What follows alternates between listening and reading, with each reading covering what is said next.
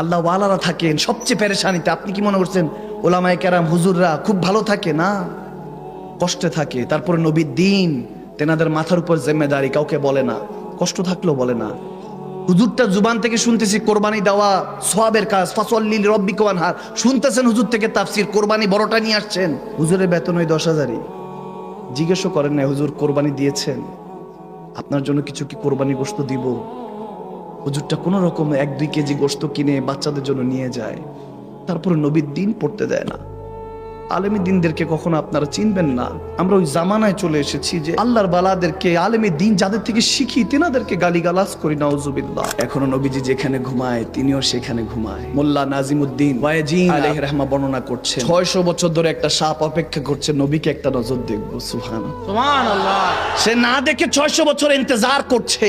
আর একজন তো সবকিছু ছেড়ে, সব ঘর বাদ, ধন সম্পত্তি, সন্তানাদি সব ছেড়ে মক্কা থেকে মদিনায় হুজুরের সাথে হিজরত করছে। সুবহানাল্লাহ। আল্লাহু আকবার। পিছনে আমার আল্লাহ রাসূলকে রেখে এসেছি, সঙ্গে নবীকে নিয়ে যাচ্ছি। কিসের ভয়? মুমিনী জজবানু। যখন ওই 600 বছর অপেক্ষা করনেওয়ালা সাপ 70টা গর্ত করেছে, সিদ্দিক আকবর বলতেছেন ইয়া রাসূলুল্লাহ, পোকা থাকতে পারে, বিচ্ছু থাকতে পারে, বিষাক্ত কিছু থাকতে পারে, আপনি দাঁড়ান আমি দেখছি। ভিতরে সামনে গেলেন। এজন্য সানি ইয়াসনাইন বলেছেন নবী গো আপনি দ্বিতীয়। ইশকের মামলায় আপনাকে ভালোবেসে আবু বকর সিদ্দিক প্রথম হয়ে গিয়েছে। সুবহানাল্লাহ বলেন না? গেলেন, জামা কাপড় ছিটতে ছিটতে, রুমাল ছিটতে ছিটতে, বেচারা 600 বছর লাগায়া 70টা গর্ত করছে। সিদ্দিক আকবর 69টা গর্ত বন্ধ। আমার নবী ভিতরে ঢুকে দেখতেছে সিদ্দিক আকবর শুধু ওনার লজ্জায় স্থান রেখেছেন আর নিজেকে গুটিয়ে রেখেছেন। বলে ইয়া রাসূলুল্লাহ, ইজ্জতের বিষয়, এই জন্য এটা করতে পারিনি। একটা ছিদ্র আছে, ওটার মধ্যে পায়ের মুড়িটা ঢুকিয়ে বন্ধ করে রেখেছেন। সাপ ছবল দিচ্ছে, ছবল দিচ্ছে, উফ করে না। নবীকে ভালোবেসেছি, উফ করা যাবে না। পুরুষ ওইখান থেকে এসেছে। পুরুষ ছোট থেকে বড় হয়, মা বোনেরা যখন কষ্ট পায় কেঁদে ফেলে, কান্নাকাটি করে। পুরুষ কাঁদে না, পুরুষ রাগ হয়। এটা পুরুষের ফিতরত। পুরুষকে জানিয়ে দেওয়া হয়েছে বিয়ে শাদী করতে হবে, তোমাকে জিম্মেদারি নিতে হবে। তুমি পুরুষ, তুমি কাঁদবে কেন?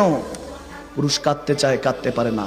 আমি কেঁদে দিলে পুরো পরিবারটা হেরে যাবে, সাহারা হারিয়ে ফেলবে। পুরুষ কাঁদে না, মনের ভিতরে মনের সমস্ত কষ্টগুলি লুকিয়ে রাখে। কিন্তু যারা হাকিকতে মুমিন হয়ে যায়, পুরুষ থেকে আরো উপরে চলে যায়, নবী কামলিওয়ালার প্রেমিক হয়ে যায়, কোনো দুনিয়ার কোনো কিছু কাজ হয় না, কোনো পেরেশানি কাজ হয় না। দুনিয়ার সমস্ত ইমতিহান আসলো, বলে আল্লাহ আলহামদুলিল্লাহ, জানি তুমি ইমতিহানগুলি দিচ্ছ, ইমতিহান না দিলে তো তোমাকে ডাকতেও পারতাম না। সুবহানাল্লাহ। তুমি আমাকে পেরেশানি দিচ্ছ। নবী তো বলেই দিয়েছেন যে সবচেয়ে বেশি পেরেশানিতে নবী রাসূলরা থাকে, এরপরে মুমিন মুসলমানরা থাকে। সুবহানাল্লাহ।